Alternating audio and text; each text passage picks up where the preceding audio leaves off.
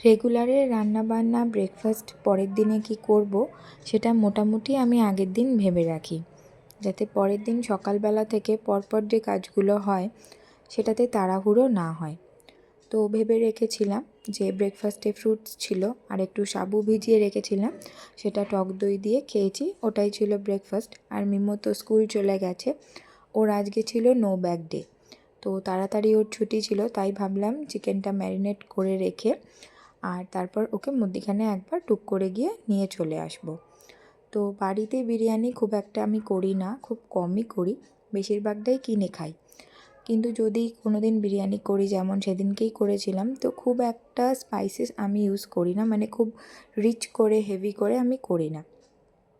তো ম্যারিনেশনটা করে নিয়ে সব কিছু রেডি করে নিয়েছিলাম, যাতে বাড়ি ফিরেই তাড়াতাড়ি করে আমি বসিয়ে দিতে পারি, কারণ মিমো যেহেতু স্কুলে খুব অল্পই টিফিন নিয়ে গেছে, ওর হয়তো খিদে পেয়ে যাবে।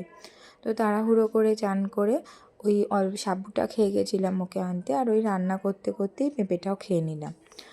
আর ম্যারিনেশানে যেরকম নর্মাল সানরাইজের বিরিয়ানি মশলাটা আমি ইউজ করি, গোটা মশলাটা জলে দিই ভাতটা ফোটানোর সময়, কিন্তু বাড়িতে না ছিল না, তাই আমি বিরিয়ানির ওই গুঁড়ো মশলাটা মানে সানরাইজের মশলাটা দিয়ে বিরিয়ানিটা করেছি। খুব নর্মাল ওয়েতে করেছি, আর কালারটা দেখেই বুঝতে পারছো যে কতটা টেস্টি হয়েছিল।